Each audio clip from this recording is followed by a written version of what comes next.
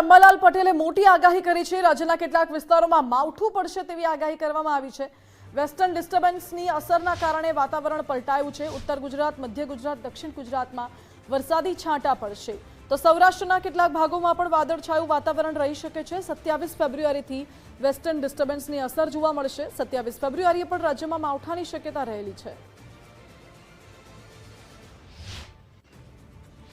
આજે વાતાવરણ જરા વધુ પલટાશે અને લગભગ ઉત્તર ગુજરાતના કેટલાક ભાગો, કચ્છના કેટલાક ભાગો, સૌરાષ્ટ્રના કોઈ ભાગોમાં વાદળવાળું આવશે, જ્યારે મધ્ય ગુજરાતના ભાગોમાં અને લગભગ દક્ષિણ ગુજરાતના કોઈ ભાગમાં હવામાનમાં પલટો આવશે। પશ્ચિમ વિક્ષોભ બીજો તારીખ 27-28 ફેબ્રુઆરીથી માર્ચની શરૂઆતમાં આવવાની શક્યતા રહેશે।